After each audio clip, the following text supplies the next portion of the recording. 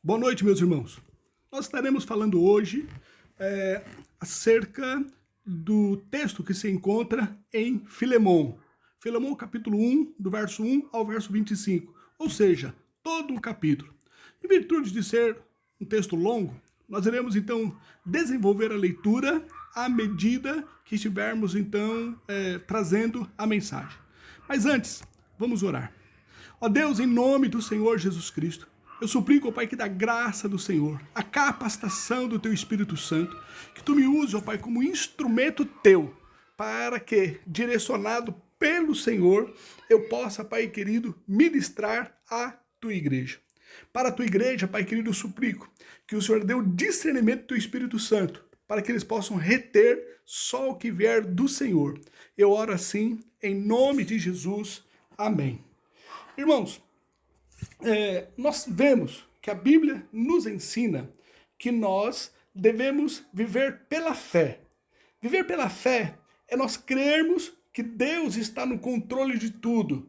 E a partir do seu trono, Deus, ele controla todas as coisas pela palavra do seu poder. Mas ao confiarmos em Deus e crermos que Deus está no controle de tudo e que Deus é um Deus bom e Ele quer o nosso bem, não obstante nós crermos assim, nós não podemos ficar inertes, sem tomar atitudes, mas pelo contrário, a nossa fé em Deus, a nossa confiança em Deus, deve nos levar a nos movermos dentro da vontade de Deus, dentro dos princípios que Ele deixou, tendo como base a sua bendita palavra. Romanos, capítulo 8, verso 28 diz: e sabemos que todas as coisas contribuem juntamente para o bem daqueles que amam a Deus, daqueles que são chamados segundo o seu propósito. Pois bem, é sobre isso que nós iremos falar nessa noite, sobre a necessidade de tomarmos atitudes, de nos movermos, enquanto esperamos em Deus. Tendo então como base o livro aqui de Filemão, vamos ver algumas lições que podemos tirar aqui deste texto. A primeira lição que eu vejo que esse texto aqui nos dá é que, por vezes, as pessoas que se separam de nós por circunstâncias diversas, Deus, ele pode trazê-las de volta e restauradas. Vejamos aqui o verso 10 e o verso 11. Diz assim: peço-te por meu filho Onésimo, que gerei nas minhas prisões. O verso 11. O qual no outro tempo te foi inútil, mas agora a ti e a mim muito útil. Eu te tornei a enviar. Olha o verso 15 e o verso 16. Porque bem pode ser que ele se tenha separado de ti por algum tempo, para que o retivesses para sempre. Não já como servo, antes mais do que servo, como irmão amado, particularmente de mim e quanto mais de ti, assim na carne como no Senhor. A questão de Onésimo ter se separado de Filemão, ou não ter se convertido na casa de Filemão, não necessariamente foi por causa de Filemão. Veja bem, Paulo, ele aqui faz muitos elogios a Filemão. Onésimo, ele realmente, como escravo, ele fugiu, ele saiu ali da casa de Filemão, mas a culpa não entendemos que estava em Filemão. Por vezes, quando há algumas desavenças e algumas pessoas se separam de nós somos tendenciosos a ficar, então, nos culpando.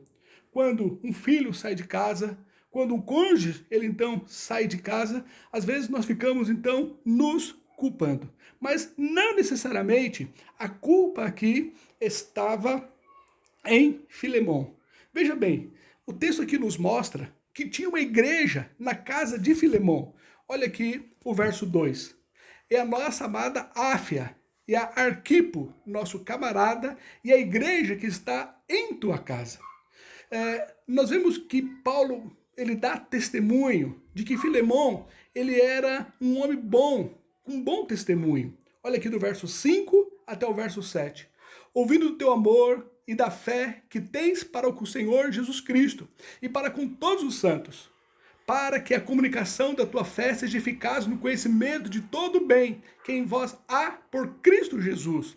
Tive grande gozo e consolação do teu amor, porque por ti, ó irmão, as entranhas dos santos foram recriadas. A questão não é ficar se culpando por causa do distanciamento, e sim nós estarmos confiando em Deus. Porque o Senhor, ele é poderoso para trazer essa pessoa que se distanciou de nós. Deus, ele tem poder para trazê-las. As circunstâncias que levam a esse distanciamento podem ser várias. Em virtude de uma enfermidade, a pessoa então teve que se cuidar em uma outra cidade, em um outro estado, mas nós temos que crer que Deus pode restaurar e trazer as pessoas de volta.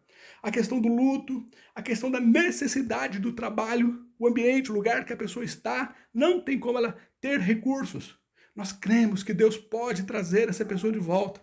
Por causa de rebeldia, ou então até mesmo por causa de pecado. São outras circunstâncias que podem levar pessoas a se distanciar de nós. Mas não obstante qualquer motivo que seja, nós devemos confiar, crermos em Deus, que Ele é poderoso para trazer essas pessoas de volta. Enfim, precisamos sim confiar em Deus, independente das circunstâncias. Um exemplo que nós temos é a parábola do filho pródigo, onde Deus ele trouxe de volta ao filho pródigo, ele restaurado. Olha aqui Lucas, capítulo 15, do 18 até o verso 21. Vamos abrir. Diz assim o texto: Levantar-me-ei e irei ter com meu pai, e dir-lhe-ei: Pai, pequei contra o céu e perante ti, e já não sou digno de ser chamado teu filho. Faz-me conforme um dos teus jornaleiros. E levantando-se, foi para seu pai. E quando ainda estava longe, viu seu pai. E se moveu de íntima compaixão, e correndo, lançou-se-lhe ao pescoço e o beijou. E o filho lhe disse: Pai, pequei contra o céu e perante ti, e já não sou digno de ser chamado teu filho. Deus, ele é poderoso para trazer esse filho pródigo de volta. Não somente trazer de volta, mas trazê-lo restaurado. Um outro exemplo que nós temos é quando Paulo ele se separou de Marcos, em virtude de uma desavença que teve entre os dois. Barnabé, ele trabalha na vida de Marcos, assim como Paulo, ele trabalhou aqui na vida de Onésimo. E agora, ele restabelecido, ele agora mudado, ele transformado, nós vemos que ele foi útil para o ministério de Paulo. Olha o que diz então Atos, capítulo 15, do 36 ao 40. E alguns dias depois, disse Paulo a Barnabé: Tornemos a visitar nossos irmãos por todas as cidades em que já anunciamos a palavra do Senhor, para ver como estão. E Barnabé aconselhava que tomasse consigo João, chamado Marcos. Mas a Paulo parecia razoável que não tomasse consigo aquele que desde a Panfilha se tinha apartado deles, e não os acompanhou naquela obra. E tal contenda houve entre eles, que se apartaram um do outro. Barnabé, levando consigo a Marcos, navegou para Chipre. E Paulo, tendo escolhido Silas, partiu encomendado pelos irmãos a graça de Deus. Veja que quando Paulo ele se encontra na prisão, ele manda chamar a Marcos, porque esse poderia ser útil, agora ele restaurado. 2 Timóteo, capítulo 4, o verso 11 diz: Só Lucas está comigo, toma Marcos e traze-o contigo, porque me é muito útil para o ministério. Aqui no verso 24, Paulo, se referindo a Marcos, o chama de um cooperador. Olha aqui o verso 24. Marcos, Aristarco, Demas e Lucas, meus cooperadores. Então, a primeira lição que esse texto nos dá é que Deus, ele é poderoso para trazer essas pessoas que por algumas circunstâncias se separou de nós. Mas não somente Deus ele é poderoso para trazer, mas para trazer essa pessoa restaurada. Onésimo, ele se separou de Filemão, mas quando ele voltou, Deus fez com que ele voltasse agora restaurado.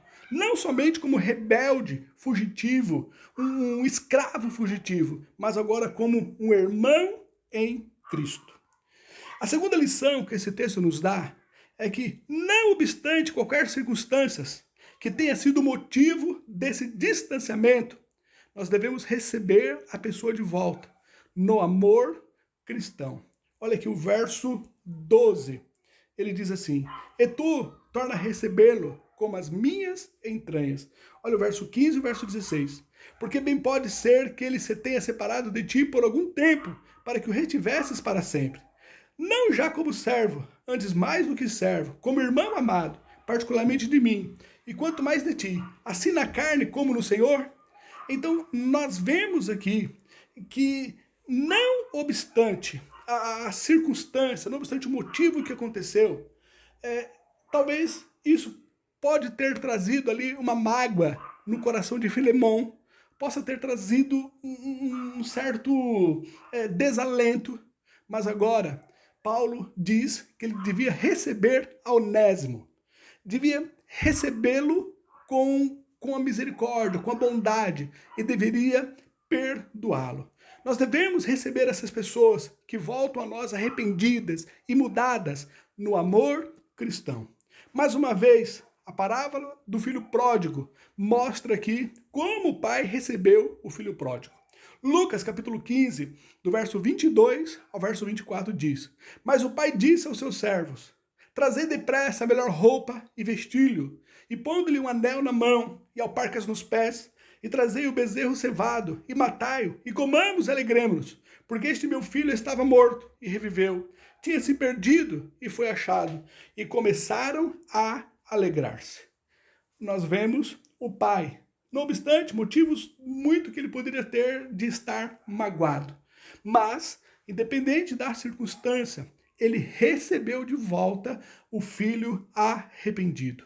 Mateus, capítulo 18, do verso 21 ao verso 22 diz: então Pedro, aproximando-se dele, disse: Senhor, até quantas vezes pecará meu irmão contra mim, e eu lhe perdoarei?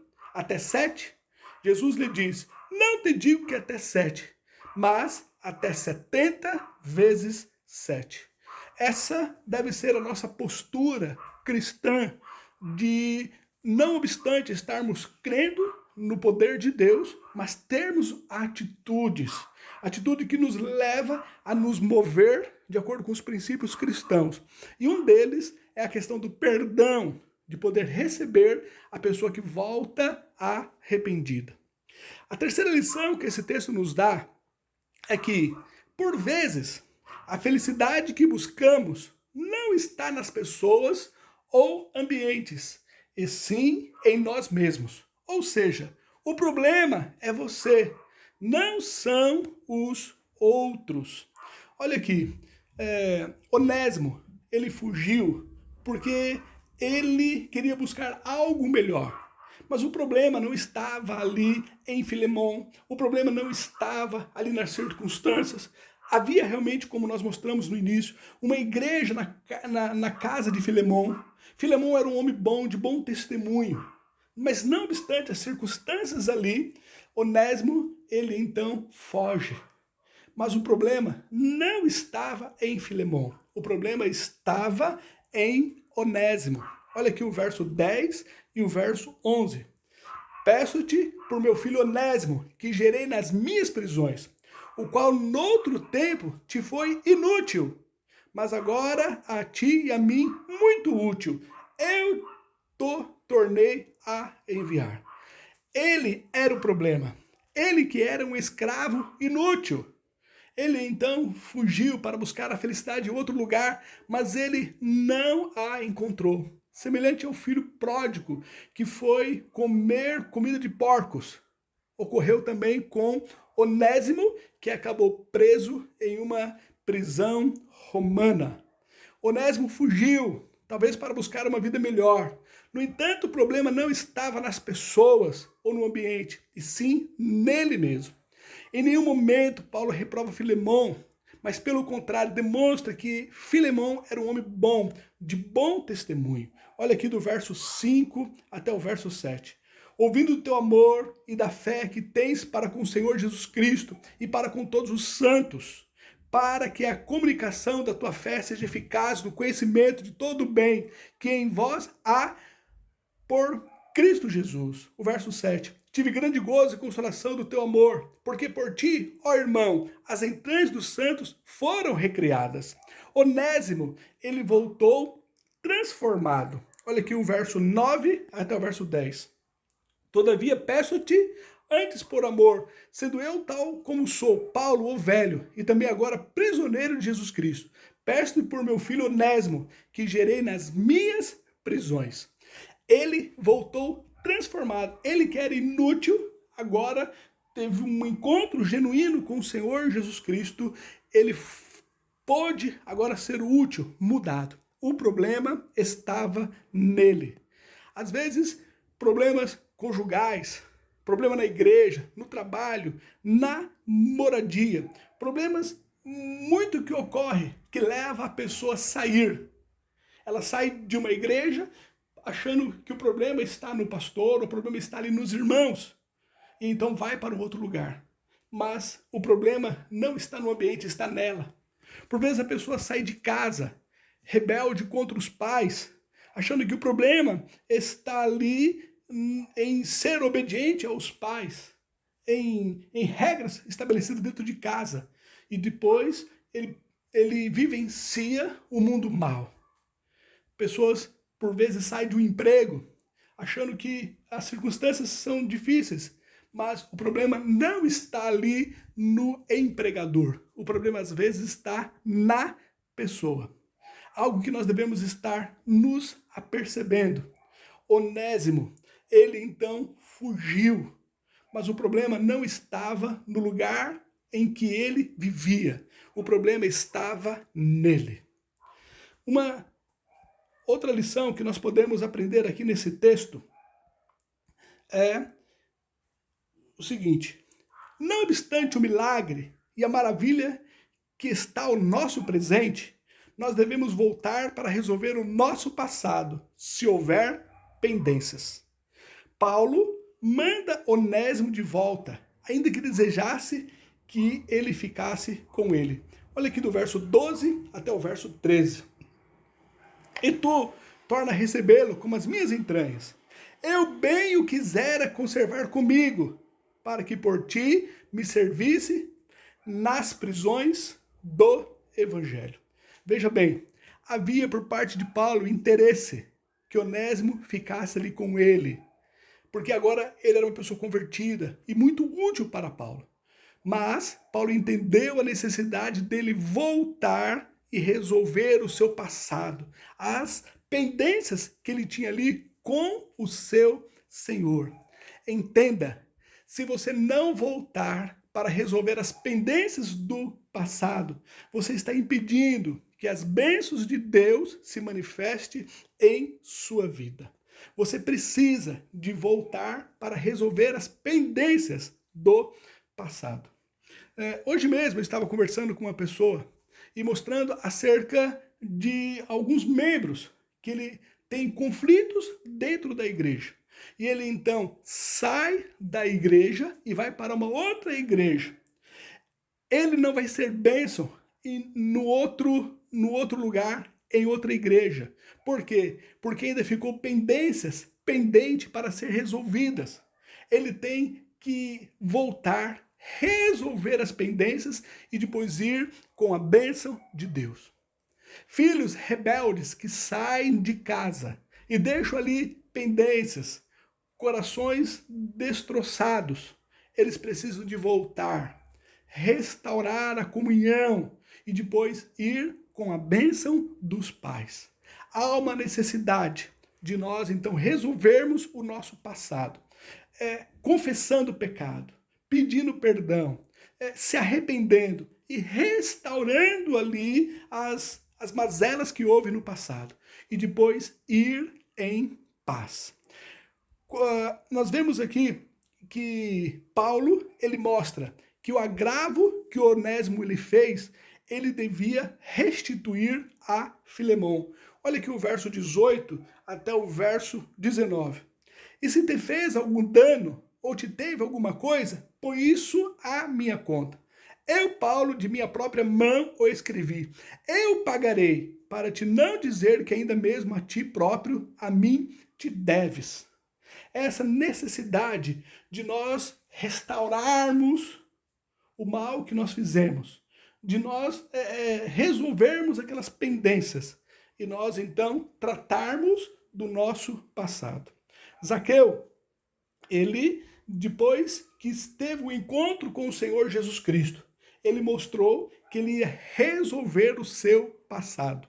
Lucas capítulo 19, o verso 8 diz: levantando-se Zaqueu, disse ao Senhor: Senhor, eis que eu dou aos pobres metade dos meus bens, e se em alguma coisa tenho defraudado alguém, o restituo quadruplicado.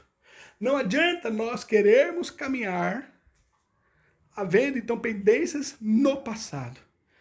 Pessoas que nós devemos restituir, pessoas que nós devemos confessar os pecados, pessoas que nós precisamos restaurar a comunhão.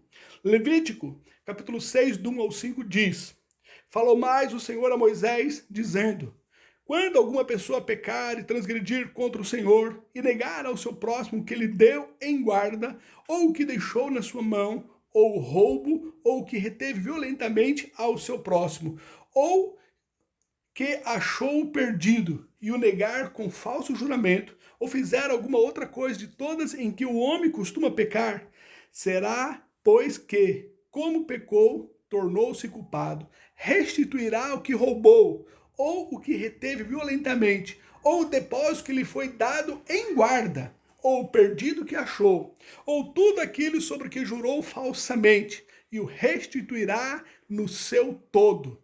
E ainda sobre isso acrescentará o quinto, aquele de quem o dará no dia da sua expiação.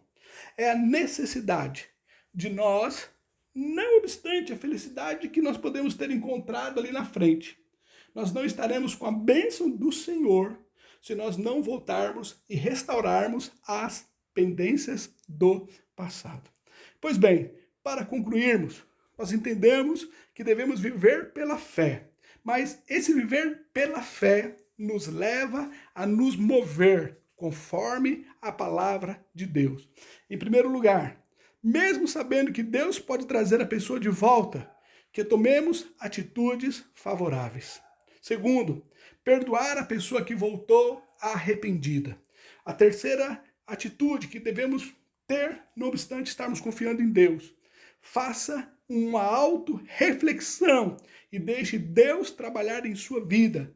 Às vezes o problema é você e não os outros. E por último, volte e resolva as pendências do passado. Vamos orar. Ó Deus, em nome do Senhor Jesus Cristo, eu suplico, ó Pai, que Tu possa estar trabalhando em cada coração, conforme a palavra ministrada, e fazer a obra que Tu tens, ó Pai, para realizar na vida de cada um. Ajuda-nos, ó Pai, auxiliado pelo Teu Espírito Santo, nos movermos conforme a Tua palavra. Eu oro a Ti, em nome de Jesus. Amém.